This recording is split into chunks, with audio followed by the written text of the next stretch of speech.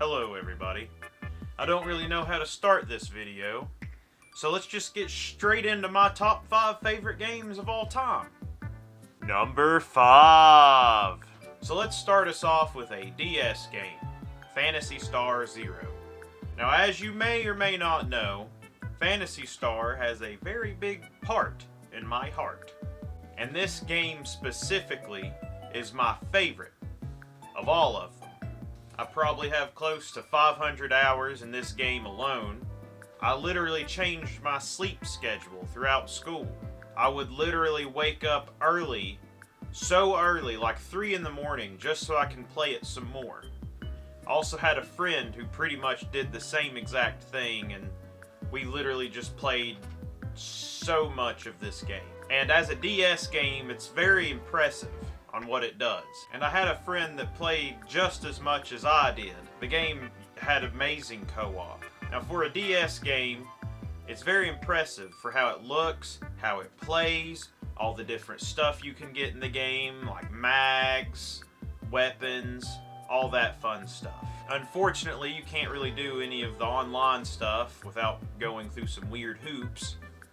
And it's because of that reason that I had to put it at 5 and not a little bit higher. Number 4! So I love the Advanced Wars series. I like it a lot more than I do Fire Emblem. I'm still salty that the remake of 1 and 2 is still being delayed. I'm also salty that we're not going to get a new one because of how successful Fire Emblem Awakening was. But I'm not here to talk about that today. So Days of Ruin is a tactics-based RPG. I love the setting, I love the music, the characters are really good. There is a map creator as well as online, and you can play on those maps, which I can't show you because, servers are down now. But for the time, it was great. I have really fond memories of this game and just the Advanced Wars series in general. It is an itch that is really yet to be scratched since. Tiny Metal did a pretty good job, but it's not quite the same. So if you like tactics-based RPGs, I highly recommend you pick up the Advanced Wars series. If you like Fire Emblem, but you want to try something else and you want more of that tactics, then give Advanced Wars a try. Number 3! Pikmin 2 is the best puzzle RTS that there ever done was.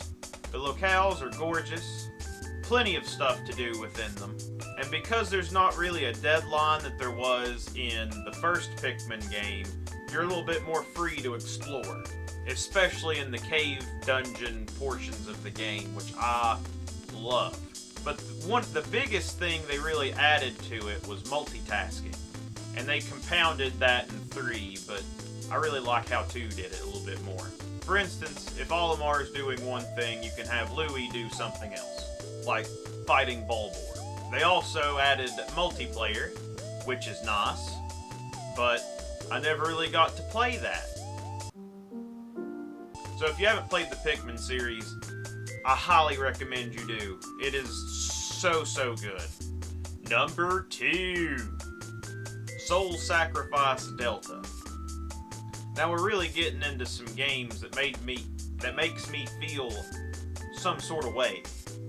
For those not in the know, Soul Sacrifice is similar to Monster Hunter in the sense that you grind for spells, which is similar to like weapons in Monster Hunter, and upgrading them. And then you also grind for like cool aesthetic armor stuff. I'm not going to go too deep on this game as I already have a video on this game that Sony still needs to bring back. But let's go into some honorable mentions before I go into the number 1 seat. So one of my honorable mentions is Armored Core, specifically 4 and 4 Answer. I tried to keep games of a similar kind and developer limited to 1 on my list. And the only reason I didn't include it is because the gameplay loop is kind of similar to Soul Sacrifice, and it's by a certain developer, so I can't really put it on this list because I already have that developer on this list. Darkstalkers is another honorable mention. It's my favorite fighting game, but I don't like fighting games enough to put on this list. so I just figured I'd throw it in honorable mentions. And Dark Souls would have been my #1 seat if it wasn't for this one upcoming game. Number 1! It's Bloodborne. What can I say? I'm a huge fan of esoteric stuff, and this game has it in spades. Not to mention the aesthetic is beautiful. The combat is just on point. Like, there's a huge emphasis on getting in stuff's business, like up in there. Like, you get hit, you hit back to restore your health. The PvP was a lot of fun, not so much anymore because, you know, people have moved on. It's a still fun game though. It's a solid, you know, single player experience as well. And if anyone asks me what the best game of all time is, it's this one. It's Bloodborne. Like, I legit do not think there's a better game than Bloodborne. I have yet to play a game better. So let me know down in the comments what you think about this list. What your top 5 games might be. Do you think I'm wrong? You're entitled to being wrong. I'm sorry that you think that way. Don't forget to subscribe, like this video even, check our links down in the description below, and as always, have a great rest of your days, and goodbye.